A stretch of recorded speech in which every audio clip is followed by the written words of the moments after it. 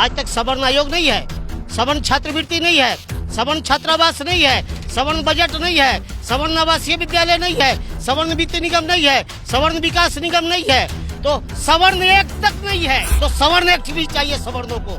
लोहा को लोहा काटता है, जहर को जहर काटता है, सवर्णों को भी सवर्ण एक्ट चाहिए। जिस दिन हमको एक्ट हो जाएगा, एक्ट लगाना बंद कर दो। हम हैं आज भी बुद्धिजीवी, हम हैं आज भी डिग्रीधारी, लेकिन एक राजनीतिक साजिश के तहत पक्ष हो या विपक्ष, ये सब कोई मिलके हमको सत्ता से और सत्ता के पदों से जान बाहर कर रहे हैं। सोमनाथ से अयोध्या का रथ आया है, उसके बाद सवर्ण उसके तरफ टर्न अप हुए हैं। वो राष्ट्रवाद और हिंदुत्ववाद के कारण हुए हैं, इसलिए नहीं कि सवर्णों को फायदा देने वाली पार्टी बीजेपी है। बीजेपी तो मंडल कमीशन को लागू करवाने में वीपी सिंह का साथ दी है। हम तो जहर पी के भी साथ दिए हुए हैं। एकजुट करके इसके खिलाफ एक सामाजिक युद्ध लड़वाया जाए, फिर से जंगल राज का वही माहौल बनाया जाए, भूराबाल के खिलाफ का वही आह्वान करवाया जाए और फिर से वही जंगल राज की पार्टी सत्ता पे लाई जाए।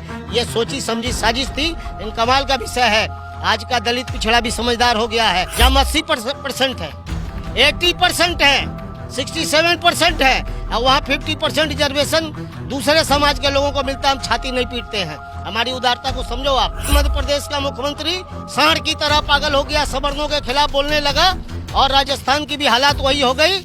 तो हम लोगों ने उसके घमंड को चूर करने के लिए नोटा की ताकत और सोटा से बीजेपी के वोट बैंक को घटाया। जो वोटर आपको कभी वोट नहीं देता, जो समाज आपको वोट नहीं देता है, उसके लिए आप बजट देते हो, उसके लिए छात्रवृत्ति, छात्रावास, आवासीय विद्यालय, स्वरोजगार, रोजगार, उद्योग की योजनाएं देते हो। और सवर्ण जो बीजेपी को गोद में खिलाते खिलाते खिला पिला के जवान करके सत्ता में बैठाया, आप उसके लिए योजनाएं नहीं बनाते हो। भारतीय जनता पार्टी के लीडर जो सिंह है, मिश्रा है, ठाकुर है, चौधरी है, पांडे हैं या सवर्ण है, वो भी उस चिंतन शिविर में आने से घबराए। वो मांग पत्र देख के तो एक नेता ने फेंक दिया उसको। वो सवर्ण नेता है, एक सांसद हैं, पूर्व मंत्री रहे हैं, और वो उठाकर फेंक दिया। सवर्ण में हमको फंसाने के लिए ले जा रहे हैं। कारगिल चौक पे हम धरना दे रहे थे और हमने बीजेपी के एक नेता को कहा कि आप तो सवर्ण आयोग के सदस्य हैं, आप हमारे मांग पत्र को लेने के लिए वहाँ पे आ जाए, हम आपका स्वागत है, आप आ जाओ, आप हमारे मित्र भी रहे हो। बोला नहीं, हमको सवर्ण आयोग से निकलवाना है क्या, जो मांग पत्र लेने जाए। आजादी के क्रम से वामपंथी और जहरीले समाजवादियों के गठजोड़ की साजिश है कि देश के सवर्णों को शोषक, सामंत, जुल्मी, जमींदार साबित करो। उसके समाज के भी तो राजवंश रहे हैं।